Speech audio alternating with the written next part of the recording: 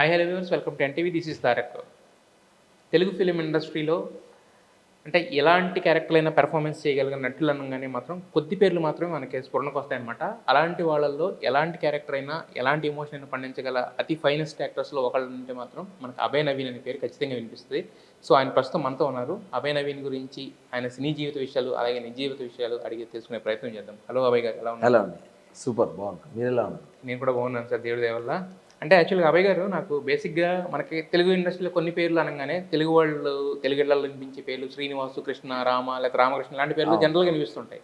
అభయ్ అనే పేరు కొంచెం ఫెమిలియారిటీ తక్కువ ఉన్న పేరు. ఎప్పుడో నాకు కమల్ హాసన్ గారి సినిమా ఒకటి గుర్తొచ్చింది, కానీ అభయ్ అనే పేరు జనరల్గా వినిపించదు. మరి మీకు జనరల్గా ఇంట్లో వాళ్ళు పెట్టిన పేరా, లేకపోతే మీరు పెట్టుకున్న పేరు ఎలా వచ్చింది అభయ్? అంటే నా ఒరిజినల్ నేమ్ నవీనే. ఓకే. అయితే నవీన్ చాలా నేమ్స్ ఉన్నాయి. సో నేను ఏదైనా కొంచెం యునిక్ పాయింట్ ఉండాలి దీంట్లో అని అనుకున్నప్పుడు నేను హనుమంతుని భక్తుని. సో అభయాంజనేయ అంటారు కాబట్టి దాంట్లోంచి అభయ్ తీసుకొని అభయ్ నవీన్ అని చెప్పేసి నేనే పెట్టుకున్నా. కొంచెం యూనిక్ ఉండాలి అని. ఇండస్ట్రీకి వస్తున్నారన్న థాట్లోనా? జస్ట్ కొంచెం నేమ్ యూనిక్ ఉండాలి అని నాకు ఎందుకో ఉండే, ఒక్క పేరు కాకుండా. సో అట్లా ఫస్ట్ అభయ్ బేతిగంటి అని పెట్టుకున్నా. బేతిగంటి నా ఇంటి పేరు, అట్లనే చాలా మందికి పరిచయం అయినా నేను. సో ఇంటి పేరు కాకుండా నవీన్ అన్నది కూడా ఇంట్లో వాళ్ళు పెట్టిన పేరు కదా, సో రెండు కలిపి క్లబ్ చేసి పెట్టుకుందాం అన్న ఒక ఇంటెన్షన్లో అభయ్ నవీన్ అని ఇంకా కన్ఫర్మ్ చేసుకున్నాను. కన్ఫర్మ్ అవుతుంది. బట్ ఇంట్లో వాళ్ళు పెట్టిన పేరు బాగానే ఉంది, కానీ బట్ దానికన్నా కూడా అభయ్ అనేది ఎక్కువ చాలా మందికి తెలిసిందా. అయితే మీరు మనకు జనరల్గా ఏంటంటే పెళ్లి చూపులు సినిమా బ్లాస్ట్ హిట్ అవ్వడంతో ఆ నవ్వుల వినోదంలో మీరు కూడా బాగా ఒక చేసి ముందు నడిపించారు. అక్కడి నుంచి బాగా తెలుసు. బట్ మీ జర్నీ స్టార్ట్ అయింది అక్కడ కాదు, దాని ముందు కూడా ఉంది కదా, బిఫోర్ దట్. పెళ్లి చూపులు ముందు అంటే నేను యాక్చువల్గా అన్నపూర్ణ ఫిలిం స్కూల్లో ఫస్ట్ యాక్టింగ్ బ్యాచ్ స్టూడెంట్. నేను first student. First film batch పెట్టింది, యాక్టింగ్ది పెట్టింది ఫస్ట్ బ్యాచ్ 2013లో. ఆ ఫస్ట్ బ్యాచ్ స్టూడెంట్ నేను. ఫౌండేషన్ గట్టిగా పడింది. సో అక్కడికి వెళ్ళి పాస్ అవుట్ అయిన తర్వాత నేను థియేటర్ ప్లేస్ చేయడం స్టార్ట్ చేసిన. ఒక 1 year థియేటర్ చేసిన. సో ఇది చేస్తున్నప్పుడు ఆడిషన్స్ ఇవ్వడము, చిన్న చిన్న సినిమాల్లోకి వెళ్ళడము, సెలెక్ట్ అవ్వడం, ఇవన్నీ జరుగుతున్నప్పుడు బొమ్మల రామారావు అనే ఒక సినిమా ఇండిపెండెంట్ ఫిలింకి సెలెక్ట్ అయినా. అక్కడ నాకు ప్రియదర్శి పరిచయం అండి. ఈ గ్యాప్లో నేను కొన్ని సోషల్ మీడియా ప్లాట్ఫామ్స్ యూజ్ చేసి కొన్ని వీడియోస్ చేయడం, అవి చాలా క్వైట్ పాపులర్ అవ్వడము, దాని నుంచి ఇంటర్వ్యూస్ ఇవ్వడము, ఈ ఫేజ్ అంతా చాలా హ్యాపీగా గడిచిపోయింది. అంటే నేను స్ట్రగుల్ అవుతున్నా, బట్ ఛాన్సెస్ రావట్లే, కానీ నేను చేస్తున్న వర్క్కి నాకు పేరు వస్తుంది. ఆ దాంట్లో దర్శి పరిచయం అవ్వడం, దర్శితులు పెళ్లి చూపులు సెలెక్ట్ అవ్వడం జరిగింది అన్నట్టు. విజయ్ దేవరకొండతో మీరు ఒక సినిమా కాదు బేసిక్గా, తర్వాత గీత గోవిందం చేసి అంటే ఒక రకంగా ఏంటంటే ఆయనతో కలిసి ఎదిగిన క్యారెక్టర్ అని కూడా మీరు చెప్పుకోవచ్చు యాక్చువల్గా మీది. సో మరి అయితే విజయ్ దేవరకొండ అనగానే ఒకళ్ళకి ఒక అభిప్రాయం ఉంటుంది. ఒకళ్ళకేమో రౌడీ బాయ్ అంటారు, ఒకళ్ళేమో యాటిట్యూడ్ బాగుంది అంటారు, ఒకళ్ళేమో కొంచెం ఎక్కువ యాటిట్యూడ్ అంటారు, ఇలా ఉంటారు కదా. బట్ మీకు సంబంధించిన వరకు as far as you seen Vijay's rise ఎలా అనిపిస్తుంది మీకు? అప్పటికి ఇప్పటికున్న విజయ్కి ఏమైనా తేడా ఉందా? అది యాటిట్యూడా, లేకపోతే ఒక కాన్ఫిడెన్స్ ఏంటిది? అంటే విజయ్ పర్సనాలిటీలో ఏ చేంజ్ లేదు. విజయ్ యాక్చువల్లీ చాలా ప్యూర్, చాలా మంచోడు మనిషి పరంగా. కానీ ఆ బిహేవియర్ అనేది మనోడికి దూరంకి వెళ్ళి చూసేటోడికే కొంచెం యాటిట్యూడ్ లాగా అనిపిస్తుంది. కానీ అంటే క్లోజ్ సర్కిల్లా విజయ్తో మాట్లాడే ఎవరికైనా చాలా మంచిగా అనిపిస్తుంది. అంటే మనోడు రిసీవింగ్ చాలా బాగుంటుంది. నాకు పెళ్లి చూపులు అప్పుడు ఎట్లుందో ఇప్పుడు కూడా అట్లే ఉంది రిసీవింగ్. మొన్న కూడా తనతో ఒక సినిమాలో యాక్ట్ చేశాను. సో విజయ్ చాలా మంచోడు బై డిఫాల్ట్. కొన్ని అట్లా నెగిటివ్ పోర్ట్రే చేసినారు, కానీ నాకు తెలిసిన విజయ్ అయితే అది కాదు. అంటే మీతో మాట్లాడేటప్పుడు కూడా అంతే ఉంటుందా బాడీ లాంగ్వేజ్ కానీ? అట్లే ఉంటుంది, బాడీ లాంగ్వేజ్ అట్లే ఉంటుంది, కానీ ఆయన రిసీవ్ చేసుకునే విధానం చాలా బాగుంటుంది. హాయ్ రాబాయ్ ఎట్లనో ఉంటాడు. సో అది నేననే కాదు, ఇప్పుడు మనోడు యాక్ట్ చేస్తున్నప్పుడు చాలా మంది సీనియర్ యాక్టర్స్ లేదంటే కొంతమంది జూనియర్ ఆర్టిస్ట్ వాళ్ళందరూ పనిచేస్తూ ఉంటారు కదా. ఇప్పుడు వాళ్ళందరికీ విజయ్ని కలవాలన్న ఒక ఎగ్జైట్మెంట్ ఉంటుంది. జూనియర్స్ వాళ్ళు వచ్చినప్పుడు హాయ్ సార్ అని అన్నప్పుడు కూడా నమస్తే అమ్మ, లేడీస్ అయితే నమస్తే అండి, హలో అండి, చాలా నీట్గా మాట్లాడతాడు. సో ఇది చాలా మంది చెప్పారు, ఎవరు దగ్గరికి వెళ్ళి చూసిన వాళ్ళకి తెలుస్తుంది. బేసిక్గా సినిమా ఇండస్ట్రీకి రావడం అంటే ఇంట్లో ఇప్పుడు కొంచెం మార్పు వస్తుంది. అంటే సినిమా ఇండస్ట్రీ అనేది కూడా ఒక రెస్పెక్టబుల్ ఇండస్ట్రీ అని ఇలాంటి ఫీలింగ్స్ వస్తున్నాయి. బట్ మీరు వచ్చినప్పుడు కూడా అంటే అన్నపూర్ణలో జాయిన్ చేశారంటే కనుక ఖచ్చితంగా మీ ఇంట్లో వాళ్ళని కూడా మరి ఒప్పించి జాయిన్ చేశారా, లేకపోతే వాళ్ళు పంపించారా, లేకపోతే మీరు పారిపోయి జాయిన్ అయ్యారా, ఎలా జరిగింది? అన్నపూర్ణలో మాత్రం నేను ఇంట్లో చెప్పకుండా జాయిన్ అయినా. ఓకే. అంటే వేరే కోర్స్ ఏదైనా? అంటే నాకు డ్రాయింగ్ వేయడం చాలా ఇష్టం. చిన్నప్పుడు పెయింటింగ్స్ ఇవన్నీ వేస్తుండే.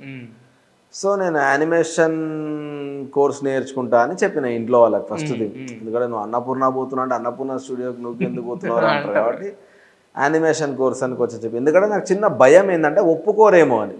నేను వన్స్ లోపలికి వెళ్ళిన తర్వాత నా వర్త్ ఏందో నాకు తెలిసినప్పుడు నేను బయటకు వచ్చేయచ్చు. సో అట్లా వాళ్ళని బాధ పెట్టడం ఎందుకు, మిడిల్ క్లాస్ ఫ్యామిలీ, మనకు సినిమా అనేది చాలా దూరికి బాత్ ఇదంతా ఎందుకని అనిపించి నేను ఆ డెసిషన్ తీసుకున్నాను. నేను వెళ్ళడము అన్నపూర్ణాలు చేసిన తర్వాత ఫైనల్ ప్లే అయిపోయిన తర్వాత ఐ మీన్ సర్టిఫికేషన్ ఇచ్చే ముందు ఒక కోర్స్ చేయాలి, ఒక స్కిట్ చేయాలి నేను పర్ఫామ్. తనికెల భరణి గారు గార్ధభాండం అని ఒక ప్లే చేసినారు, ఆ ప్లేలో నేను యాక్ట్ చేసిన. సో చేస్తున్నాం ఇదంతా తయారు చేస్తున్నప్పుడు నాగేశ్వరరావు గారు గెస్ట్గా వస్తున్నారా అన్నారు. అనగానే నేను ఏదో ఒకటి చేయాలి ఇప్పుడు, నేను ఆయన కళ్ళల్లో పడాలి, గొప్ప యాక్టర్లు మనల్ని అరే బాగా చేసినారు అంటే ఉంటుందని అనుకో. నేను ఏం చేసిన అంటే నాకు ఈ యాక్టింగ్ కోర్స్ నేర్చుకున్న స్పేస్లో మైమ్ యాక్ట్ అనేది నాకు చాలా బాగా నచ్చింది, డైలాగులు చెప్పకుండా ఎనాక్ట్ చేయడం అనేది. సో నేను ఏం చేసిన అందరికి డైలాగులు ఉన్నాయని చెప్పి నేను మా సార్ దగ్గరికి వెళ్ళి, సార్ నేను మైమ్ చేస్తా, నా డైలాగులు అంటే రామ్మోహన్ ఒలగుండి గారు, తను ఫర్ ద ఫాస్ట్ 29 ఇయర్స్ నుంచి థియేటర్ కోర్స్ నేర్పిస్తా ఉన్నాను. సార్ కూడా నన్ను అప్రిషియేట్ చేసిండు, అరే మంచి ఐడియారా చేయగలితే కనుక అని అంటే నేను చేస్తాను అనగానే ఇమ్మీడియట్లీ నా డైలాగులు మొత్తం అన్ని వాయిస్ రికార్డ్ చేయించి పక్కన పెట్టేసి వాటన్నిటికీ మైమ్ నేర్చుకొని వెళ్ళి స్టేజ్ మీద చేసిన. సో మొత్తం ప్లే అయిపోగానే అరే ఇటు రారా అన్నాడు, పిలిచి పిలిచి ఇటు రా బాబు అన్నాడు, పిలిచి అందరిలో ఫస్ట్ నీకు బెస్ట్ యాక్టర్ అని నేను చెప్తా, ఎందుకంటే నువ్వు తిన్నావా అని అడగడం ఈజీ, కానీ డైలాగ్ చెప్పకుండా చెప్పడం ఎనాక్ట్ చేయడం నీ డైలాగులు మొత్తం నువ్వు మైండ్ చేసినావు కదా, అందుకే నువ్వు అందరిలో బెస్ట్ అనిపించింది నాకు అని అనగానే చాలా అనుకునే నేను అబ్బా పెద్ద అవార్డు ఇంకా అంతే కదా, ఒక పెద్ద స్టాంప్ అది. అదే అసలు నేను అసలు ఫిట్ అయితేనా లేనా ఇండస్ట్రీకి అనుకున్న ఫేజ్లా అట్లాంటి ఒక యాక్టర్ మనల్ని అప్రిషియేట్ చేసిండు అనగానే నేను ఇంకా అది ఫిక్స్ అయిపోయినా మెంటల్గా. వన్స్ అది ఫిక్స్ అయిపోయినా అంటే చలో నేను ఇండస్ట్రీకే ఫిట్ అని మెంటల్గా ఫిక్స్ అయిపోయి ఇప్పటికీ నేను వెళ్తున్నా అంటే అదొక బ్యాక్ నాకు మైండ్లో ఉండిపోయింది. అంత మంచి యాక్టర్ చెప్పినప్పుడు మన టర్న్ వస్తుంది, కానీ మనం కష్టపడాలని ఫిక్స్ అయిపోయి అట్లా వెళ్ళిపోయింది. లెజెండ్ అదే అంటే నేను ఒక లెజెండ్ కాంప్లిమెంట్ ఇస్తే అన్ఫార్చునేట్లీ అది వీడియో తీసుకోలేకపోయినా అంటే మనకు అప్పుడు అంత ఎగ్జైట్మెంట్లో ఏం అర్థం కాలేదు, కానీ అసలు ఆ మెమరీ మాత్రం మర్చిపోలేదు అది. మరి అంటే ఇప్పుడు మీ ఫ్యామిలీ బ్యాక్గ్రౌండ్ చూస్తేనేమో వేరు కదా, మరి ఇది తెలిసి చెప్పాల్సిన టైం వచ్చినప్పుడు ఎలా రిసీవ్ చేస్తారు? ఇదే ఇట్లా నేను చేసినప్పుడు నాగేశ్వరరావు గారు ఇట్లా అప్రిషియేట్ చేసిన నాన్న అంటే ఫస్ట్ ఫుల్ హ్యాపీ ఫీల్ అయ్యాడు, మా ఆయన అప్రిషియేట్ చేసిన, కానీ నువ్వు యాక్టింగ్ ఎందుకు చేసినావు అన్నాడు. అంటే నేనన్నా అప్పుడు యానిమేషన్ కోర్స్ అనేది చేసినప్పుడు మనకు యాక్టింగ్ కూడా కొన్ని నేర్పిస్తారు అని అప్పటికేదో మేనేజ్ చేసిన తర్వాత కొద్ది రోజు అయినాక మెల్లగా చెప్పిన ఇట్లా నేను యాక్టింగ్ చేద్దాం అనుకుంటున్నా అంటే, అరే మనకు సంబంధం లేని ఫీల్డ్ అది, ఎట్లా వెళ్దాం అనుకుంటున్నారా నువ్వు అని మా నాన్న ఒకసారి అన్న. ఆయన ఏమన్నాడంటే ఇప్పుడు ఆయన టీచర్, ఆయన బిలో మిడిల్ క్లాస్ ఫ్యామిలీ నుంచి వచ్చిండు, వెరీ పావర్టీ నుంచి. నాకున్న సిచ్యువేషన్స్లో నేను జాబ్ చేయాలన్నా, గవర్నమెంట్ జాబ్ చేయాలన్నా కూడా ఈడికెళ్ళి నేను నడుచుకుంటే ఎక్కడికో వెళ్ళి చదువుకొని చేయాలా, నాకు కూడా ఇది చాలా రిస్కీ స్టెప్ నేను నా లైఫ్లో అప్పుడు చేసింది. నేను చేయడం వల్లనే టీచర్ అయినా. సో నేను చెయ్యొద్దని మాత్రం నేనన్నా ఒక స్ట్రగ్లర్గా నేను ఎగ్జాక్ట్లీ కాబట్టి నేను వచ్చిన. సో నువ్వు కూడా ట్రై చేయి, కానీ ఒకటే సజెషన్ ఏమిస్తా అంటే మంది మిడిల్ క్లాస్ గుర్తుపెట్టుకో, ఒక 2 ఏళ్ళు 3 ఏళ్ళు ట్రై చేసి నువ్వు మళ్ళీ బ్యాక్అవుట్గా, ఎందుకంటే ఒక 10-15 ఏళ్ళు వెళ్ళిపోయినావు అనుకో నువ్వు ఇండస్ట్రీకి, ఆ తర్వాత నువ్వు సర్వైవ్ అవ్వలేవు, ఏం చేయాలని అర్థం కాదు. సో 2-3 ఇయర్స్ ఫేస్ పెట్టుకొని బయటకు రావాలి అన్నాడు. సక్సెస్ అవ్వకపోతే వచ్చేయన్నాడు. లక్కీలీ నేను వెళ్ళిన వితిన్ 1.5 ఇయర్లో పెళ్లి చూపులు సినిమా రావడం అది సక్సెస్ సరికి ఆయన కూడా ఫుల్ కాన్ఫిడెన్స్ వచ్చింది, చలో వీడు సెట్ అవుతాడు. ఇక అప్పటి నుంచి నాకు ఎప్పుడు ఏం వెనకాల ఏం అడగలేదు ఎవ్వరు. అయితే ఇప్పుడు అంత సపోర్ట్ చేసి అంత అర్థం చేసుకునే ఫాదర్ అంటే బేసిక్గా ఎవరు ఒప్పుకోరు ఒక టీచర్ వృత్తిలో ఉండి వెళ్తానంటే, అలాంటి ఒక ఫాదరు ఈరోజు ఇంత సక్సెస్ అయ్యారు, ఇంకా ఇంత ముందుకు వెళ్తున్నారు, మీరు అనుకున్న డైరెక్షన్ అనే జర్నీ కూడా స్టార్ట్ అయింది అంటే ఇదంతా ఆయన చూడలేకపోయారనే బాధ అంటే ఎలా అనిపిస్తూ ఉంటుంది మీకు తెలుసుకున్నప్పుడు? అంటే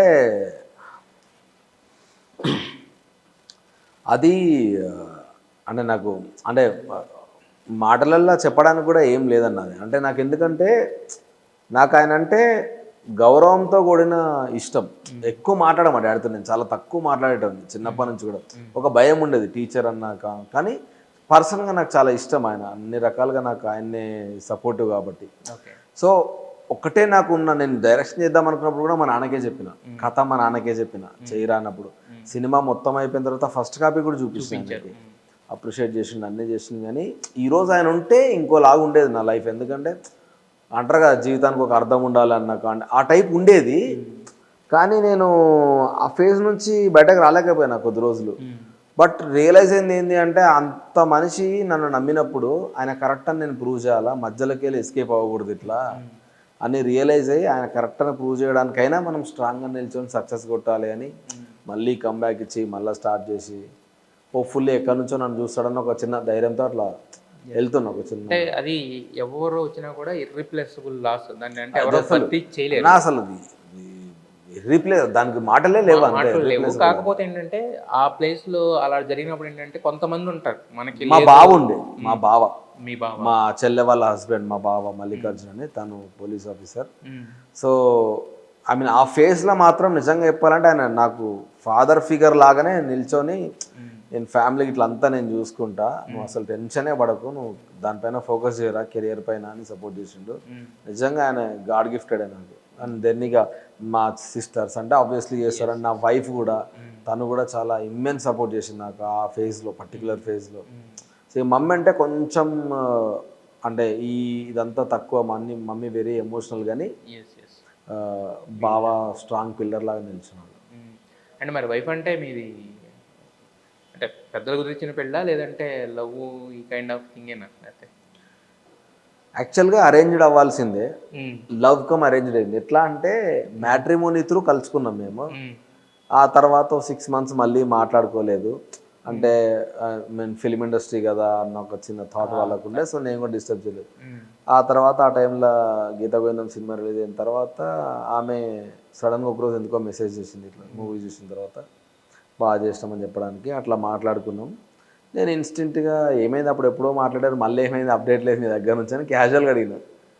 అట్లా స్టార్ట్ అయింది ఇక మా కాన్వర్సేషన్. దెన్ ఫ్రెండ్స్ అయినాం, డే టు డే లైఫ్ మాట్లాడుకోవడం, అట్లా ఫ్రెండ్స్ అవుతూ ఒకరికొకరం బాగా నచ్చిన తర్వాత మ్యారేజ్ చేసుకుందామని చెప్పి అనుకొని వెళ్ళి ఇంట్లో మళ్ళీ ఇద్దరని చెప్పిన తర్వాత మీకు ఇష్టమైతే మాకేమున్నది అని చెప్పేసి అనుకొని వాళ్ళు కూడా యాక్సెప్ట్ చేసినారు. సో సినిమా ఇండస్ట్రీ అనగానే కొంచెం ఇది వచ్చినా, బట్ ఎగ్జాక్ట్లీ పర్సనాలిటీ ఏంటనేది ఒకసారి తెలిసిన తర్వాత అరే మనిషి కదా మనకు ముఖ్యము, ఏమున్నది అన్నట్టు అనుకొని. సో ఇది ఇంకేంటంటే మీకు ఒక రకంగా ప్లస్, మ్యాట్రిమోనీలో చూసి ఏదో ఒక రకంగా అయిపోతే okay, but me inner personality తెలుసు కాబట్టి ఏంటంటే మనకి సినిమా ఇండస్ట్రీలో ఉంటాయి కదా రకరకాల రూమర్స్, ఇవి ఏమన్నా వస్తే కానీ కూడా పట్టించుకునే ఇది లేకుండా. ఎగ్జాక్ట్లీ, అవును. అయితే యాక్చువల్గా మీకు యాక్టర్ కింద ఒక గుర్తింపు వచ్చేసింది. యాక్టర్ కింద ఈ యాక్టర్ ఇంత రెమ్యునరేషన్ తీసుకుంటాడు, ఇంతవరకు ఒక గుర్తింపు వచ్చేసిన తర్వాత జనరల్గా ఎవరైనా దాన్ని కంటిన్యూ అయిపోతుంటారు. ఈ మధ్య ఇంకో కొత్త స్టెప్ ఏంటంటే డైరెక్టర్స్ మానేసి యాక్టింగ్లోకి వచ్చేస్తారు. యాక్టర్స్ కింద కంటిన్యూ అయిపోతుంది. ఎస్జే సూర్య లాంటి పెద్ద పెద్ద వాళ్ళు కూడా, గౌతమ్ మీనన్, ఈ కైండ్ ఆఫ్ థింగ్. బట్ మీరు యాక్టర్ కింద సక్సెస్ అయ్యి యాక్టింగ్ కంటిన్యూగా సినిమాలు చేస్తున్నప్పుడు మళ్ళీ డైరెక్షన్ అనేది అది చాలా అంటే ఒక మొత్తం 24 క్రాఫ్ట్స్ మీద దృష్టి పెట్టి చేసి ఇంత ఇది కదా, బర్డెన్ కదా, మరి దాన్ని ఎందుకు ఎత్తుకున్నారు? అంటే బర్త్డేన్ అన్నట్టు కాదన్న, ఒకటి నాకు ఏమనిపిస్తుంది అంటే ఒక ఫేజ్లో నేను ఎంత చేస్తున్నా సంథింగ్ ఈజ్ మిస్సింగ్ అన్న ఫీలింగ్ నాకు ఎప్పుడు ఉండే. ఇంకా వర్త్ అంటే ఏదో చేయాలని ఒకటి ఉండే, లేదు మన గురించి మనల్ని మనం ప్రూవ్ చేసుకోవాలి, ఎక్కడో మిస్ అవుతుందని అనిపించిన ఫేజ్లో. అంటారు కదా నీకు ఆపర్చునిటీస్ రాకపోతే నువ్వే క్రియేట్ చేయ కదా అని ఒక లైన్ ఉంటుంది కదా, దాన్ని బేస్ చేసుకొని చలో డైరెక్షన్ చేద్దాం మనమే ఎందుకు అన్న ఒక థాట్ వచ్చి డైరెక్షన్ ప్రాసెస్ స్టార్ట్ చేసిన. వన్స్ అది స్టార్ట్ చేసినప్పుడు ఆ ఫేజ్ ఎంజాయ్ చేసాను నేను. అంటే స్టోరీ టెల్లింగ్ అనేది చాలా బ్యూటిఫుల్గా ఉంటుంది. అంటే మనం దాంట్లో 2 ఉంటాయి, రిస్క్ అనుకుంటే రిస్క్, దాన్ని ఎంజాయ్ చేస్తే ప్రాసెస్ చాలా బాగుంటుంది కష్టమైనా కూడా.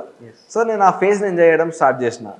సో నాకు ఎప్పుడు రిస్క్ అనిపించలే, బట్ స్టిల్ మీరు అన్నట్టు చాలా ఆపర్చునిటీస్ పోయినాయి. అంటే వీడు యాక్టింగ్ వదిలేసిండు, డైరెక్షన్లోకి వెళ్ళిపోయిండు, ఈయన ప్రొఫెషనల్ డైరెక్టర్, అసలు అది వెళ్ళడానికి రూట్ లేక యాక్టింగ్ సైడ్ వచ్చింది, ఇట్లా ఏది పడుతుంది రాసుకుంటారు మా ఇష్టం వదిలాడు. సో నేను నవ్వుకున్నా, కానీ నా పాయింట్ ఏంటి అంటే వన్స్ మనం సక్సెస్ అయితే ఇవేమి మాట్లాడరు మళ్ళీ ఎండ్ ఆఫ్ ద డే మళ్ళీ మనకు వచ్చేటి ముందే తెలుసు ఆ రోజు మంచి డైరెక్టర్ ఉన్నాడు సో వస్తాయి. సో కాబట్టి నేను అవి వాటి గురించి ఆలోచించడం మానేసి మనకు నచ్చింది చేద్దామన్న ఇంటెన్షన్లో స్టార్ట్ చేశాను. అయితే రామన్న యూత్ అని మీరు చేసింది ఏంటంటే ఒక పొలిటికల్ ఇది కూడా ఉంటుంది కదా. అవును. అంటే మరి అది రాసుకుంటాకి మీకు ఎవరైనా ఇన్స్పిరేషన్ ఉన్నారా? ఒక రకంగా చూసుకుంటే ఇప్పుడు పవన్ కళ్యాణ్ గారి అంటే ఏది వచ్చినా కూడా దానికి రిలేటెడ్ చేస్తున్నారు. అంటే ఫెయిల్యూర్ పాలిటిక్స్ అనగానే ఫస్ట్ పవన్ కళ్యాణ్ పేరు వస్తుంది. అంటే ఎలా పడిపోయాడైనా మళ్ళీ ఎక్కడి నుంచి ఎక్కడ గెలిచాడు, 100% స్ట్రైక్ రేట్. సో మరి ఆయన ఇన్స్పిరేషన్ ఏమైనా ఉందా ఆ స్టోరీ మీద కానీ ఆ లైన్ మీద కానీ మీరు రాసుకున్నప్పుడు? ఆ స్టోరీ మీద లేదు, ఎందుకంటే ఇది యాక్చువల్లీ చాలా ముందు రాసుకున్న స్టోరీ, 2020లో ఏమో రాసిన స్టోరీ అది. అదేంటంటే నేను హైదరాబాద్ నుంచి విజయవాడ అనుకుంటా టెంపుల్కి ఎటో వెళ్తున్నప్పుడు చాలా ఫ్లెక్సీస్ చూసుకుంటూ పోయినా. చాలా ఫ్లెక్సీస్ రోడ్డు మీద అడ్డగోలు వేస్తూ ఉంటారు కదా. దాంట్లో నాకు ఇంట్రెస్టింగ్ అనిపించింది స్నేహబంధం అని ఒక గ్రూప్ క్రియేట్ చేసుకొని ఆ దోస్తులు కలిసి వేసారు. ఓకే. స్నేహబంధం ఏంద్రా చాలా ఇంట్రెస్టింగ్ ఉంది ఇది పదం అనుకొని ఫస్ట్ టైటిల్ స్నేహబంధం అని పెట్టుకున్నాను నేను. పెట్టుకుని అరే నలుగురు దోస్తుగాళ్ళు దసరా పండుగకి ఊర్లో ఫ్లెక్సీ చేపిస్తే ఇలా హడావిడి ఎట్లుంటదిరా అన్న ఒక థాట్ మీద వచ్చిన ప్రాసెస్ అది. డెవలప్ చేస్తూ చేస్తూ చేస్తూ చేస్తూ రాసినప్పుడు స్నేహబంధం అంటే మళ్ళీ డబ్బింగ్ సినిమా టైటిల్ లాగా ఉంటుంది, సంథింగ్ క్యాచీ ఉండాలి, ఏదన్నా పొలిటికల్ లీడర్ కి పెట్టిన యూత్ అసోసియేషన్ లాగా ఉండాలి అనుకున్నప్పుడు సబ్ కాన్షియస్లీ రామన్న యూత్ అని మైండ్లో థాట్లో అనుకోకుండా వచ్చింది. సో వచ్చినప్పుడు ఈ టైటిల్ ఎట్లుందిరా అంటే అందరు బాగుందన్నారు. సో అట్లా రామన్న యూత్ అని పెట్టి చిన్నగా అంటే చిన్న చిన్న లైన్స్ మీద మనం కథ రాయగలిగితే మనకి యాజ్ అ రైటర్గా మనం చాలా స్ట్రాంగ్ అవుతాము, మన లూప్ హోల్స్ మనకు తెలుస్తాయని వాంటెడ్లీ నేను చాలా చిన్న లైన్ ఎంచుకున్నాను అన్నాడు. ఇది మనకి నెక్స్ట్ డెవలప్ కావాలి స్టోరీ టెల్లింగ్కి కూడా అన్న ఉద్దేశంలో అట్లా వచ్చిన ఐడియా.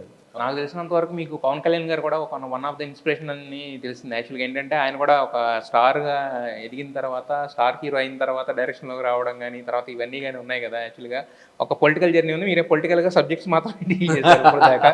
సో చెప్పాలంటే ఏం చెప్తారు దానికి? అన్న నేను అంటే నాకు ఊహ తెలిసినప్పుడు నేను చూసిన ఫస్ట్ పోస్టర్ బద్రి అన్న ఆర్టీసీ క్రాస్ రోడ్స్లో. నేను హైదరాబాద్కి వచ్చినప్పుడు అప్పుడు మా మామయ్య వాళ్ళు తీసుకొని వెళ్తే ఆ పోస్టర్ ఇంకా నాకు మైండ్లో గుర్తుంది. చాలా పెద్ద కట్అవుట్, ప్యాంట్ జిప్పేసుకుని 2 చేతులతో ఇట్లా పెట్టి ఇట్లా ఉంటుంది. అసలు ఆ క్రేజ్ అది చూసి ఎవరంటే ఇట్లా పవన్ కళ్యాణ్ అంటే చాలా చిన్న పిల్లోని నేను.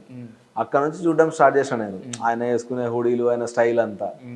నాకు ఊహ తెలిసినప్పటి నుంచి హార్డ్ కోర్ చిరంజీవి గారి ఫ్యాన్ నేను. ఓకే.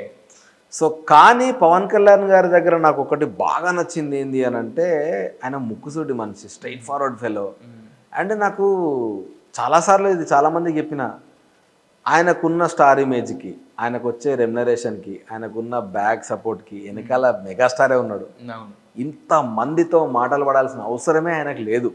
నిజంగా నాకెందుకురా అనుకుంటే అసలు కాలు మీద కాలు వేసుకొని తిరగచ్చు. అట్లాంటి మనిషి ఎవరు పడితే వాళ్ళు అసలు భయంకరమైన ట్రోల్స్ చేసారు. ఎన్ని ట్రోల్స్ చేసినా అసలు వాటికి రియాక్ట్ కాలేదు, ఎందుకంటే ఆయన వాళ్ళకి రియాక్ట్ అవ్వడానికి రాలేదు, ఆయన ఒక పర్పస్ మీద వచ్చిండు. నేను అందుకే అసలు ఆయన గెలిచిన రోజు ఎంత ఎగ్జైట్మెంట్ ఫీల్ అయినా అంటే చాలామంది నన్ను నెగిటివ్గా ట్రోల్ చేశారు, నీకెందుకు రా అన్నారు. నాకెందుకు ఏందిరా భయ్, నేను ఫ్యాన్ రా నాయన. అంటే ఒక పర్సన్గా చూడు, నీకు అది ఎంత పెద్ద ఛాలెంజ్. నీకేందన్నా నువ్వు ఎనీ ఇండస్ట్రీ తీసుకో అన్నా, బెస్ట్ ఎగ్జాంపుల్ ఆయననే. నువ్వు ఒక పాయింట్ అనుకుంటావు, ఫెయిల్ అయినావు, గివ్ అప్ చేయలే, 100% సక్సెస్ అయినా. అది ఎవరికైనా సక్సెస్ ఫార్ములా కదా. దట్టు ఇంకోటి ఆయనకు స్ట్రగుల్ చేయాల్సిన అవసరం లేకుండా కూడా చేసిండు ఒక పర్పస్ మీద. సో అదొక పెద్ద ఇన్స్పిరేషన్. నువ్వు ఏం చేయాలన్నా, బిజినెస్ పెట్టాలన్నా, యాక్టింగ్ చేయాలన్నా, ఏం చేయాలన్నా పర్పస్ స్ట్రాంగ్ ఉందనుకో, నీ కమిట్మెంట్ స్ట్రాంగ్ ఉందనుకో, బరాబర్ సక్సెస్ అవుతావు. అమ్మ అంతకన్నా ఇంక ఇన్స్పిరేషన్ ఏం కావాలి మనకి. అయితే యాక్చువల్గా మనకి ఇప్పుడు మీరు చెప్పారు సింపుల్గా ఇలా వచ్చాను అన్నపూర్ణ తర్వాత ఇలా స్ట్రగుల్ చేశాను, బట్ ఇదంతా చెప్పడానికి షుగర్ కోటెడ్గా బాగుంటుంది కానీ బట్ ఒక సక్సెస్ మనం ఏదన్నా ఒక నలుగురు గుర్తుపట్టారు, ఒక 10 మంది గుర్తుపట్టారంటే దాని వెనకాల క్రిటిసిజం అనేది లేకుండా ఈ స్టేజ్కి మనం రావడం ఉండదు కదా. సో మరి మీ లైఫ్లో క్రిటిసిజం అనేది ఎలా ఉంటుంది, దాన్ని ఎలా తీసుకునేవారు? మీ దృష్టిలో క్రిటిసిజం ఎలా? అంటే నేను యాక్టింగ్ చేస్తున్నప్పుడే యాక్చువల్గా ఏంటంటే మా థియేటర్లో ఫస్ట్ చెప్పేది ఏంటి అంటే క్రిటిసిజమే ఫస్ట్ తీసుకోవాలి. నువ్వు క్రిటిసిజం నేను యాక్సెప్ట్ చేసినావు అనుకో, నువ్వేం పట్టించుకోవాలి. సో నేను పట్టించుకోలేదు, కానీ పర్టికులర్గా ఒకరిద్దరు ఉన్నారు. మరి నేను వాళ్ళకి ఏం అన్యాయం చేసినావు, నా కాళ్ళతో ఏం గొడవైందో నాకు తెలియదు, కానీ నా సినిమా రిలీజ్ అయితే ఫస్ట్ రాసేది ఈయనకి యాక్టింగ్ రాదు అని రాసేస్తారు మీ రివ్యూస్లల్లో. ఓకే. సో నేను రియాక్ట్ అయిదాం అనుకున్నా ఒకసారి, కానీ ఇట్లా కాదు, డైరెక్ట్ వాళ్ళతోటే మాట్లాడదామని అనుకుని నేను అలా కాంటాక్ట్ ట్రై చేసినా కానీ వాళ్ళు దొరకలే నాకు. అంటే డైరెక్ట్ మాట్లాడదామని ఎప్పుడు ఉండేది నాకు. సో అట్లా చేసేది తప్ప కానీ అంతకు మించి నాకు అంటే పర్టికులర్గా నన్ను టార్గెట్ చేసి ఎవరేం చేయలేదు. కానీ ఒక 2-3 సార్లు రాసి నేను చాలా ఫీల్ అయినా. అంటే ఆ తర్వాత అనుకున్నా, ఇప్పుడు నేను యాక్టర్ కాదో నాకు తెలుసు కదా, జనాలకు కూడా తెలుసు, ఈయన రాసినంత మాత్రం ఏం జరుగుతుంది. కానీ నాకు ఏముండే అంటే దాని కాజ్ తెలుసుకోవాలి.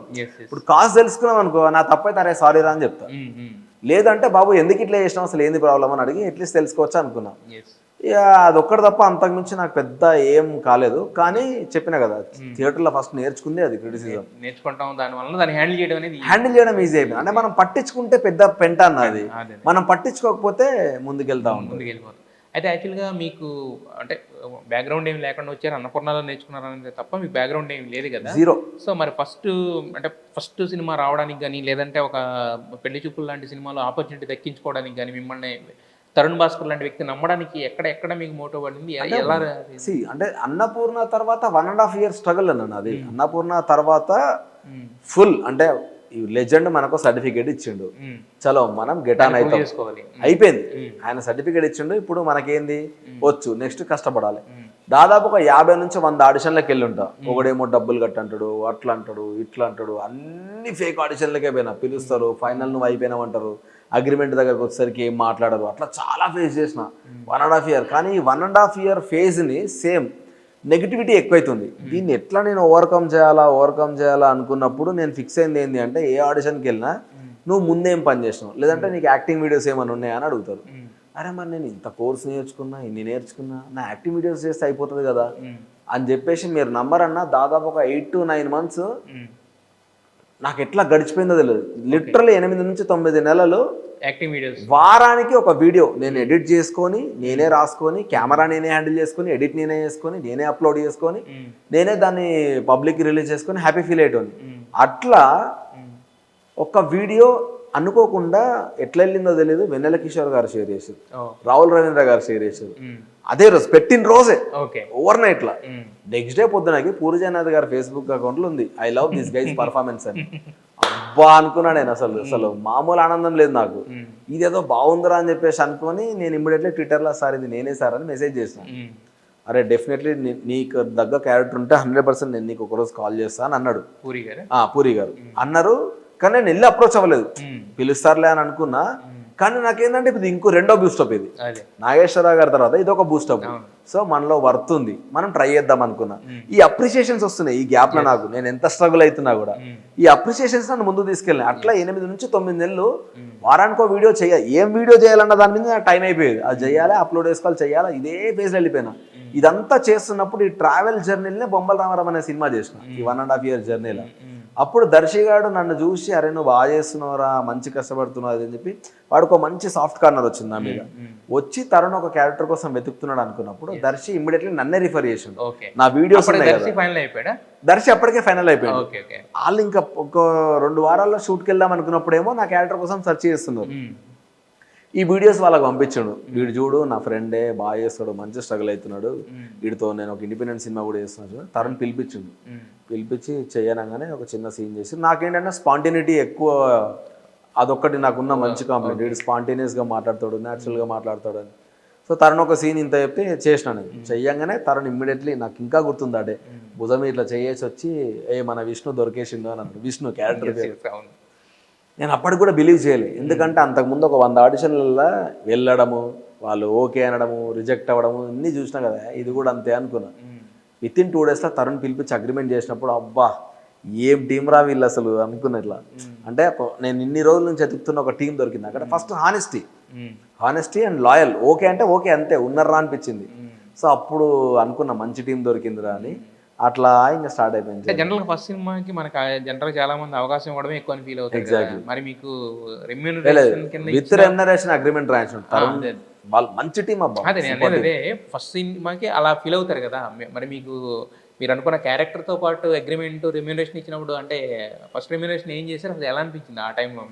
మనకున్న ఖర్చులకు అన్ని ఎగిరిపోయినాయి, అది వేరే విషయం. కానీ బట్ ఫస్ట్ రెమ్యూనరేషన్ సంపాదించి ఎగ్జాక్ట్లీ అది, ఆ హ్యాపీనెస్ నాకు చాలా బూస్టప్ ఇచ్చింది. అంటే ప్రొఫెషనల్ పీపుల్ ఇట్లా చేస్తారు, సో ఇట్లాంటి టీంలతో మనం వెళ్ళాలి అని. ఆ టీంని కలవడానికి నాకు 1.5 year పట్టింది. 1.5 year ఈ స్ట్రగుల్ అంతా అయిపోయిన తర్వాత ప్రాపర్ టీం దొరికింది. ఇక ఆ తర్వాత అప్స్ అండ్ డౌన్స్ ఉన్నాయి, అది వేరే విషయం. కానీ బట్ నాకు నా పేరు ఇది అని చెప్పుకోవాల్సిన సిచ్యువేషన్ రాలేదు. అభయ్ అనే వ్యక్తి అందరికీ 10 మందికి అయితే ఇప్పుడు బేసిక్గా మీరు అన్నారు, అంటే తర్వాత అప్స్ అండ్ డౌన్స్ అనేది. బట్ కాకపోతే ఏంటంటే సక్సెస్ వచ్చినప్పుడు ఎంత హ్యాపీనెస్ ఉంటుందో, బాధ వచ్చినప్పుడు ఆగిపోగానే బట్ ఒక చిన్న ఇదైతే ఉంటుంది. మరి అబ్బాయి ఎలా తీసుకుంటాడు సక్సెస్ని, ఫెయిల్యూర్ని, రెండింటిని ఎలా తీసుకుంటాడు అబ్బాయి? డెఫినెట్గా నేను ఫెయిల్యూర్ వచ్చినప్పుడు బాధపడతాను. కాకపోతే ఏంటి అంటే, ఒకటి ఫెయిల్యూర్ వచ్చినా సక్సెస్ వచ్చినా నేను చేసిన వర్క్కి నాకు ఎంత రికగ్నిషన్ వచ్చిందనేది ఆలోచిస్తా. ఇప్పుడు సినిమా పోయినా అరే నువ్వు మాత్రం బాగా చేసినావు అన్నారు అనుకో, నా వర్త్ నేను చేసినా కదా. ఇప్పుడు సినిమా సక్సెస్ నా చేతిలో ఉండదు, నా పని నా చేతిలో ఉంటుంది. సో నేను ఎంతవరకు ఏ సినిమా ఎటెళ్ళేది తెలియదు, మనం ఏం జడ్జ్ చేయలేం. It's like A share market, A cinema ఎవరికి ఎందుకు నచ్చుతో తెలియదు. కానీ మనకు వచ్చిన ఆఫర్కి మనం 100% ఇవ్వడం మాత్రం మన చేతులలోనే ఉంటుంది. నేను ఆ ఒక్క దానిపైనే ఫోకస్ చేస్తాను ఇప్పుడు. అందుకనే ఫెయిల్యూర్ని పెద్ద పట్టించుకోను. మనం మన ప్రయత్నం చేసినామా లేదా అన్నది ఒకటి. అయితే ఇప్పుడు మనకేంటంటే కొన్ని సిచ్యువేషన్స్లో మన తప్పే ఉండదు. అవును. కాకపోతే మన మీద నిందలేసి ఇదేంటంటే కొన్ని చోట్ల కొన్ని ఇండస్ట్రీలోనే మనం చూస్తూ ఉంటాం. కొంతమంది చెప్తూ ఉంటారు కదా! సో, మరి మీకు అలాంటి సిచ్యువేషన్‌లు ఏమైనా ఎదురైనా రియల్ లైఫ్‌లో గాని, లేకపోతే రియల్ లైఫ్‌లో గాని ఎలా వాటి నుంచి బయటపడగలుగుతారు? అంటే అన్న ఒక్క పర్టిక్యులర్ సిచ్యువేషన్ అన్న అది సినిమా హ్మ్. ఏం జరిగిందంటే ఏదో డేట్ దగ్గర చిన్న ఇష్యూ వచ్చింది. హ్మ్. ఇష్యూ వస్తే ఎవరైతే ఆ డేట్ మాట్లాడుతున్నారో ఈ పర్సన్ వేరే యాక్టర్‌కి నేను వేరే సినిమాకి డేట్ ఇచ్చిన. హ్మ్. డేట్ ఇస్తే వాళ్ళు డేట్ కన్ఫర్మ్ చేసుకున్న తర్వాత వీళ్ళకి డేట్ అవసరం వచ్చింది. హ్మ్. సో, మిస్‌కమ్యూనికేషన్ జరిగి వీళ్ళు వాళ్ళని డేట్ అడిగారు. ఆ మధ్యలో ఏం రప్చర్ అయిందో నాకు తెలీదు. ఇచ్చిర్రు అంతా అయిపోయింది. సినిమా అంతా అయిపోయినాక నాకు 50,000-60,000 ఏమో పేమెంట్ రావాలి. నాకు చాలా హ్యూజ్ అప్పుడది. హ్మ్. ఇప్పటికైనా హ్యూజే. బట్ అప్పుడు ఇంకా ఎక్కువ అవసరం. హ్మ్. ఆ మినిట్‌ల నీకు ఆ రోజు నీ డేట్ వేరేళ్ళకి ఇచ్చినావు కదా! ఆ డేట్ మేము తీసుకోవడానికి వాళ్ళకి డబ్బులు కట్టాం. అందుకని నీకు ఇది ఇయ్యట్లేదని ఎవరో మధ్యలో ఉన్నాయనే చెప్పిండంట. ఆ మధ్యలో ఉన్నోడు నన్ను కలవలేదు. దానివల్ల అది అదొక్కటే నెగెటివ్. ఇన్ని 11 ఇయర్స్‌లా నేను బాగా ఫీల్ అయింది అది. అంటే నాకు సంబంధం లేకుండా ఎవడో చేస్తే యెస్. యెస్. నీ అమ్మ నన్నెందుకు ఫైనాన్షియల్‌గా ఇబ్బంది పెడుతున్నారా మీరు అని అనిపించింది. హ్మ్. కానీ ఆ తర్వాత చలో మన పేరు రాసి పెట్టుంటే వస్తే లేకుంటే లేదనుకోని ఇక నేను నన్ను లైట్ తీసుకొని వెళ్ళిపోయాను. ఓకే. అదొక్క నెగెటివ్ పాయింట్ తప్ప నాకు ఇంకా ఏం నెగెటివ్‌లు ఏం జరగలేదు ఇప్పటిదాకా. యెస్. అయితే ఇప్పుడు బేసిక్‌గా ఏంటంటే తెలుగు సినిమా అనేది ఇప్పుడు తెలుగు సినిమా లేదంటే రీజనల్ సినిమా ఈ బౌండరీస్ అన్నీ చెరిపేశారు. రాజమౌళి గారితో మొదలుపెడితే. అవునవునవును. దాన్ని ఫాలోడ్ బై ఏంటంటే చిన్న సినిమా, పెద్ద సినిమా అనేది కూడా బౌండరీలు ఎళ్ళిపోయాయి. చెరిగిపోయినాయి. ఇప్పుడు బాగా బావుంటే సినిమా హిట్. లేదంటే గనక ఫట్. ఇంత తప్ప నుంచి వేరే ఏం లేవు గదా! సో, ఇప్పుడు మన 'కల్కి' లాంటి గ్లోబల్ మార్కెట్‌లో కూడా 2,000,00,00,000, 1,000,00,00,000 అవును. అయ్యేదో మనం నంబర్స్ అసలు జస్ట్ కార్డ్స్ అన్నట్టు తీసి అంత రేంజ్‌కి పోతున్నాం గదా! సో, మరి యాస్ ఎ డైరెక్టర్‌గా కూడా వస్తున్నారు కదా! ఈ పరిణామం మీకు ఎలా అనిపిస్తుంది? సో, నెక్స్ట్ తీసే సినిమా 'అభయ్' నుంచి ఎలాంటి సినిమా ఎక్స్‌పెక్ట్ చేయొచ్చు గల? ప్రస్తుతానికి రామ్‌కామ్ తీస్తున్నాను. ఆ! రామ్‌కామ్ మన దగ్గర ఇప్పుడు చాలా తక్కువైనయి. హ్మ్. సో, రామ్‌కామ్ తీస్తున్నా. అంటే నేను యాహ్! అవే రాయగలుగుతా మోస్ట్‌లీ రామ్‌కామ్ గానీ, రియలిస్టిక్ జోన్‌లా. హ్మ్. సో, దాని మించి అంత ఎక్కువ ఎక్స్‌ప్లోర్ చేయలేదు. బట్ ఇప్పుడొచ్చే సినిమా అయితే రామ్‌కామ్ మంచి ప్రాపర్ ఫ్యామిలీ డ్రామా. హ్మ్. మంచి ఫుల్ ఎంటర్‌టైన్ అయితారు. మంచి హ్యాపీగా ఉంటది సినిమా. నేనైతే అది తీస్తున్నా. అండ్ మీరన్నట్టు ఆ గ్లోబల్ రికగ్నిషన్ రావడం చాలా మంచిది. హ్మ్. ఇప్పుడు ఒకప్పుడు ఎట్లా అంటే సిద్దిపేట ఎక్కడరా అంటే కరీంనగర్‌లో ఉంటదిరా అని చెప్పేసి అన్నట్టు, తెలుగు ఇండస్ట్రీ ఎక్కడరా అంటే తమిళ ఇండస్ట్రీ పక్కకు ఉంటదిరా అన్నట్టు అనేటోళ్ళు. హ్మ్. కానీ ఇప్పుడు తెలుగు ఇండస్ట్రీ ఏందంటే దానికో సెపరేట్ స్టార్‌డము, రికగ్నిషన్ తీసుకొని వచ్చారు. యెస్. మన ప్రొడ్యూసర్లు, మన డైరెక్టర్లు, మన హీరోస్ వీళ్ళందరూ. అది మనకు చాలా గొప్ప విషయం. హ్మ్. కాపోతే నాకెట్లుంటదంటే అదే ఇండస్ట్రీలో ఉన్నందుకు హ్మ్. నాకెప్పుడు మనసులో ఒక భయం ఉంటది. ఏందంటే ఇంత గొప్పగా వీళ్ళు పేరు తీసుకెళ్లారు కదా! మనం ఒక చెత్త సినిమా తీసి పేరు ఖరాబ్ చేయాలి. జరగకూడదు. అట్‌లీస్ట్ మన ప్రయత్నం అది చేయాలి హ్మ్. అన్నది నా intention. Intention. And very happy ఇప్పుడు తెలుగు ఇండస్ట్రీ అంటే పెద్ద ఇండస్ట్రీ మీది అని మాట్లాడుతున్నారు. అది చాలా వినడానికి చాలా గర్వంగా ఉంటది. యెస్. సో మనమంతా ఏదో ప్రయత్నం చేయాలన్నది ఒకటి నాకు ఎప్పుడు మనసులో ఉంటది. అయితే యాక్చువల్‌గా 'సాహోలో' కూడా చేశారు కదా మీరు చేసినా 'ప్రభాస్' అవును. గారితోటి. అవును. అయితే ఇప్పుడు ఇంతకుముందు మనం చెప్పుకున్నట్టే 'బాహుబలి' 2,000,00,00,000 లేదంటే 'కల్కి' 1,000,00,00,000 ఇయన్నీ కూడా అంటే బాలీవుడ్‌లో కూడా చూసుకుంటే గనక టాప్ ఇండియన్ ఫిల్మ్ ఇండస్ట్రీలో చూసుకున్నా కూడా టాప్ 10లో 6, 7 ఇవే ఉన్నాయి బేసిక్‌గా. అవును. సిక్సర్ కొట్టేసారు ఆల్రెడీ. అవునవునవును. 'సాహోలో' డైలాగ్ ఉన్నట్టే బయట ఎవడైనా కొడతాడు గ్రౌండ్‌లో సిక్సర్ ఎగ్జాక్ట్‌లీ. కొట్టేసాడంటే ఎగ్జాక్ట్‌లీ. కొట్టేసాడు అవును. ఈయన సిక్సర్. అవును. అయితే మరి దీన్ని చూసి తట్టుకోలేక లేకపోతే ఇంకో రకంగా కొంతమంది కొంచెం నెగటివిటీ ఇప్పుడు 'అర్షద్ వారసి' లాంటి వ్యక్తి వచ్చి 'జోకర్' అని ఇలా మాట్లాడుతుంటే అంటే ఫ్యాన్స్ కాదు ఒక సగటు సినిమా అభిమానులు కూడా తీసుకోలేని పరిస్థితి ఉంది కదా! మరి మీరు అవును. ఆయనతో కలిసి యాక్ట్ చేసారు. ఎలా అనిపిస్తుంది మీకు? ఆయన అంత దగ్గరగా చూసిన వ్యక్తిని అలా మాట్లాడుతుంటే మీకు? అసలు అంటే నేనేమంటున్నా అంటే అసలు ఎవ్వరిని మనం క్రిటిసైజ్ చేసే రైట్ మనకు లేదు. హ్మ్. ఫస్ట్ మనం సినిమా ఇండస్ట్రీలో ఉంటున్నప్పుడు మనము సినిమాని రెస్పెక్ట్ చేయాలి. హ్మ్. అది ఏ సినిమా అయితే అది. హ్మ్. ఇప్పుడు ఆయన 'బాహుబలి' కోసం 5 ఏళ్ళు కష్టపడ్డాడు. హ్మ్. ఈయనకు రైటే లేదు అనడానికి. నీకు నచ్చలేదంటే సినిమా నచ్చలేదని చెప్పు. హ్మ్. నువ్వు అంత పెద్ద మాట అనడం అనేది ఆయనకి ఎథిక్స్ లేనట్టు. హ్మ్. అది మనం మాట్లాడడమే మూర్ఖత్వం. అసలు హ్మ్. 'ప్రభాస్' గారు అంటేనే ఫస్ట్ ఎవరైనా ఏమంటారు డార్లింగ్ అంటారు అవును. ఆయనని. డార్లింగ్ అంటారు. చాలా మంది ఇష్టపడే నటుడు. అవును. మేబీ ఆ ఈర్ష్యతో అని ఉంటాడో లేకపోతే అమ్మ ఈయనేంద్ర బాబు సినిమాల మీద సినిమాలు 1000 కోట్లు కొడుతున్నాని దాంతో అన్నాడో ఏమో కానీ అది చాలా మూర్ఖత్వం అది. అంటే ఆయన ఏజ్కి అనాల్సిన స్టేట్మెంట్ కూడా కాదు. సరే అవును. నాలాంటి పోరాడు ఎవడో అన్నాడంటే సరే వీనికేమో అనుకోవచ్చు. హ్మ్. ఏమ్మా హర్షద్ వారసి ఆయన ఎంత మంచి యాక్టర్. హ్మ్. ఆయన ఒక యాక్టర్ని క్రిటిసైజ్ చేయడం నాకు అస్సలు నచ్చలేదు. హ్మ్. అయితే మీరు ఒక ఇన్‌స్పిరేషన్ అనేది పెట్టుకొని ఇక్కడి దాకా వచ్చారు. మీ చిన్నప్పటి నుంచి 'చిరంజీవి' అంటే ఇష్టం అన్నారు. తర్వాత చూస్తూ ఇక్కడ దాకా వచ్చారు కదా! సో, ఇప్పుడు మీ స్పాట్ లైట్‌లో ఎవరున్నారు? ఎప్పుడు కూడా ఏంటంటే మనకు ఒక ఇన్‌స్పిరేషన్ అనేది, ఒక లైట్ అనేది ఉంటేనే దాని అవును. దగ్గరికి వెళ్ళడానికి అవును. ట్రై అవును. చేస్తాం కదా! అవును. అవును. సో, యాస్ ఎన్ యాక్టర్‌గా, యాస్ ఎ డైరెక్టర్‌గా కూడా ఉన్నారు కాబట్టి మీకు ఇప్పుడు మీ గోల్‌కి రీచ్ అవ్వడానికి అంటే నెక్స్ట్ ఎవరిని పెట్టుకున్నారు ఒక స్పాట్ అంటే లైట్ నా కింద? ఆల్ టైమ్ చిరంజీవి గారండి. హ్మ్. నా ఆల్ టైమ్ నాకు ఇన్స్పిరేషన్ కావాలంటే చిరంజీవి గారే, అంతే. ఆయన ఒక్కడే మైండ్లో వస్తాడు.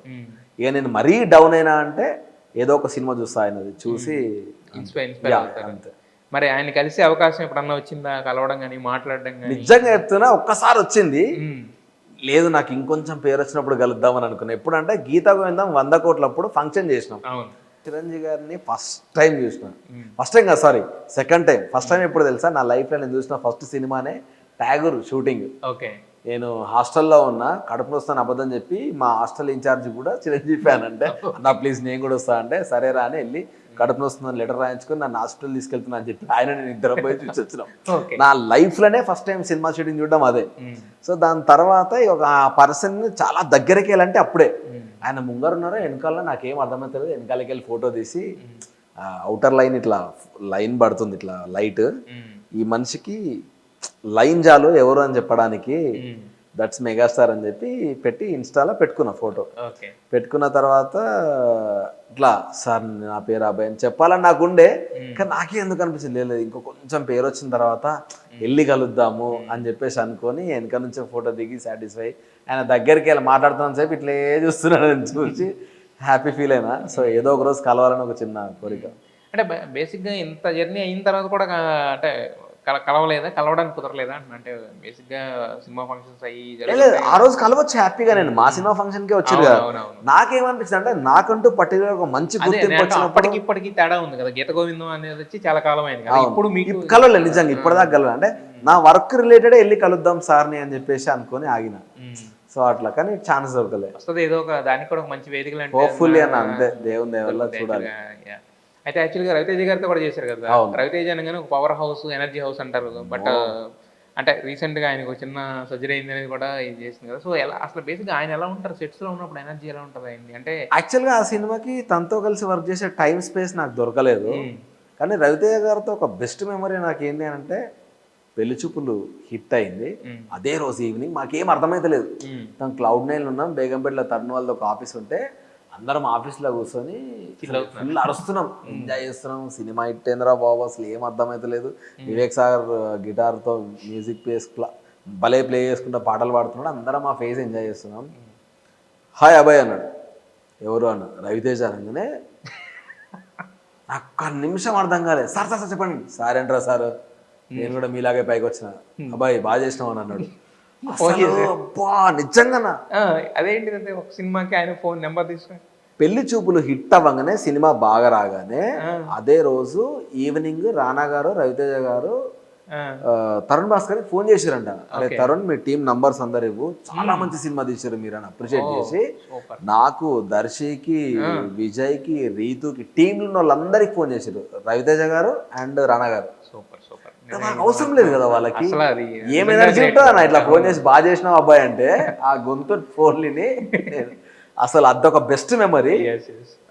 అండ్ హానెస్ట్లీ చెప్తున్నా, దర్శి ఏదో సినిమా చేసిండు రవితేజ గారితో. అరే ఎట్లున్నాడు రా దాడి ఫెల్లో అన్నాడు.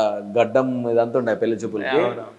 దాడి ఫెల్లో ఏం చేస్తున్నాడు వాడు, ఏం సినిమాలు చేస్తున్నాడు అడిగినంట రజనీ మన సారీ దర్శి గాడు రవితేజ గారిది ఇంకో సినిమా చేస్తున్నప్పుడు అడిగిండంట. అరే నేను గుర్తుపెట్టుకుని అడిగినరా అని అన్నాడు. అమ్మని అమ్మ అనుకున్నా, అది చాలా రోజుల చాలా సంవత్సరాల తర్వాత. సో నాకు మస్తు అనిపించింది, కానీ అన్ఫార్చునేట్లీ నేను కలిసి వర్క్ చేయలేదు. వస్తుంది అంటే నేను అంటాను, ఇప్పుడే కదా ట్రావెల్ స్టార్ట్ చేశారు, మీ రన్వే మీద నుంచి స్టార్ట్ అయింది. ఈ ట్రావెలింగ్ లో చాలా 100%. అయితే యాక్చువల్గా మీకు ISI స్టాంప్ వేసింది ఫస్ట్ ఇండస్ట్రీలో నాగేశ్వరరావు గారు. అంతే, ఆయన థర్డ్ జనరేషన్ హీరో అంటే కనుక అఖిల్ గారు, ఆయనతో కూడా యాక్ట్ చేశారు కదా. లో త్రూ అవుట్ ఉండే క్యారెక్టర్ కూడా కదా. సో మరి అంటే నాగేశ్వరరావు గారు చేసిన తర్వాత ఈయనతో చేస్తుంటే అంటే ఏమైనా డిస్కషన్స్ వచ్చాయా, లేదంటే సినిమాల గురించి కానీ ఆటల గురించి కానీ ఎలా ఉంటుంది? ఎక్కువ సినిమాల డిస్కషన్ ఏం రాదు. నేను ఎక్కువ మాట్లాడితే క్రికెట్ గురించే మాట్లాడుతుండే. ఆయన క్రికెట్ బాగా ఆడతాడు కదా, నాకు కూడా క్రికెట్ పిచ్చి. సో క్రికెట్ గురించి డిస్కషన్స్ ఎక్కువ అయ్యేటి. అండ్ ఒక స్టేజ్లో నేను ఇట్లా కథ రాస్తున్నా అని చెప్పి తెలిసింది. దాన్ని తెలిసినప్పుడు చాలాసార్లు అడిగిండు, అంటే అప్రిషియేట్ చేసిండు. అరే వెరీ నైస్ మ్యాన్, అంటే యాక్టర్గా ఉండి డైరెక్షన్ చేయడం చాలా టఫ్ టాస్క్, అండ్ నువ్వు రాస్తున్నావు అని విన్నా, అది కంగ్రాచులేషన్స్, ఆల్ ద బెస్ట్, మంచి రాయి అని చెప్పి నా సినిమా షూట్ అవుతున్నప్పుడు కూడా నాకు మధ్య మధ్యలో, అంటే మళ్ళీ నేను గీత ఇది మోస్ట్ ఎలిజిబుల్ షూట్ చేస్తున్నప్పుడు ఎప్పుడు అడిగేటాడు అప్డేట్ వచ్చినప్పుడు, ఎక్కడ వచ్చింది షూట్ అని. అని అసలు మంచిగా అనిపించేది. అంటే గుర్తుపెట్టుకుని నడితే చాలా మంచిగా అనిపిస్తుంది. అంతే అంటే కదా. ఏదో ఒక అరే మనల్ని ఒకరు అట్లీస్ట్ అడుగుతున్నారా ఏం జరుగుతుంది అని చెప్పేసి అని అది జనరల్గా మనం అన్నది అన్ని సార్లు గుర్తుపెట్టుకుని మనం అడగాల్సిన అవసరం కూడా లేదు కదా, ఆయనకు వాళ్ళకున్న అసలు stage. అవసరం లేదు. Yes, yes. మనకేందన్న ఇప్పుడు ఎండ్ ఆఫ్ ద డే మాట సాయం అనేది చాలా అవసరం మనిషికి. అవును. అట్లా ఫోన్ చేసి ఒక్క మాట బాగా చెయ్యి అంటే ఆ కిక్ వేరే ఉంటుంది కదా. అవును. సో అట్లా నాకు చాలా మంచి ర్యాప్ వచ్చింది. ఎస్. అదే ఇంతకుముందు నేను చెప్పినట్టే ఇప్పుడు మీరు ఏంటంటే అంటే రన్వే మీదకి వచ్చారు. రన్వే మీద నుంచి టేక్ ఆఫ్ కూడా స్మూత్గా అయింది వెళ్తుంది కాబట్టి Exactly. ఖచ్చితంగా మీరు ఎంచుకున్న లక్ష్యాలే ఉన్నాయి.